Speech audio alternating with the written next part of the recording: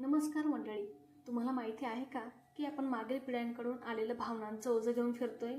हो, हे अगदी खरं आहे. नमस्कार मंडळी, मी स्नेहल आणि या नव्या कोऱ्या व्हिडिओमध्ये मी तुमचं अगदी मनापासून स्वागत करते. परंपरागत आलेलं भावनांचं गाठोडं किंवा भावनांचं ओझं ही गोष्ट आपण समजून घेऊया. या चित्रामध्ये 4 बरण्या आहे आणि त्यांच्यामध्ये असलेलं गुलाबी पाणी म्हणजे या 4 पिढ्या आणि या 4 पिढ्यांचं असणारं वैयक्तिक सुखदुःख. तर या 4 पिढ्या कोणत्या?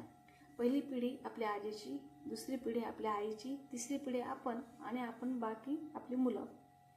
खरं तर आपल्याकडे खूप आज्यांचा हा बालविवाह झाला आहे. त्या लहान वयात आलेली जबाबदारी, न भरलेल्या जखमा, राग, वंचितपणा, घुसमट या गोष्टी घेऊन ती जगली आणि कळत नकळत वागण्या बोलण्यातून ह्या गोष्टी आपल्या आईकडे आल्या.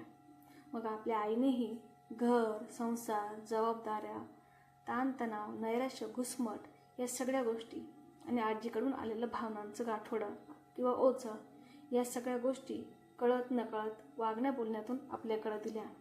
मग आता आपणही कुछ तुफानी करते म्हणून शिक्षण, जॉब किंवा अन्य कारणाने बाहेर राहिलो, तिथले टक्के, टोनपे, नैराश्य सहन केलं किंवा या स्पर्धात्मक युगात असलेला एकटेपणा, ताणतणाव हे आपण झेललं.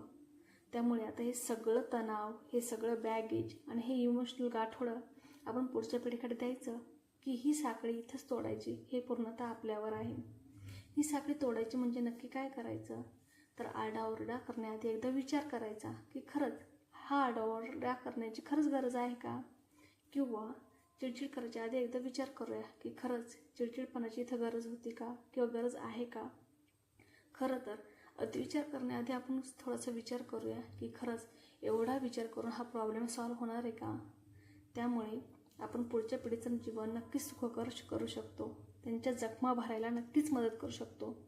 तुम्हाला आठवतं आहे का, कधी आपण अचानक म्हणतो, अरे मला माझ्या आई किंवा वडिलांसारखा पटकन राग येतो, किंवा मी माझ्या आजी किंवा बाबांसारखे खूप इमोशनल आहे, किंवा मी माझ्या वडिलांसारखे खूपच अतिविचार करते.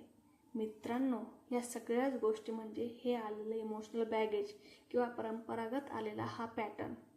खरं तर आपण भूतकाळ तर नाही बदलू शकत, पण भविष्यकाळ मात्र नक्कीच सुरक्षित करू शकतो.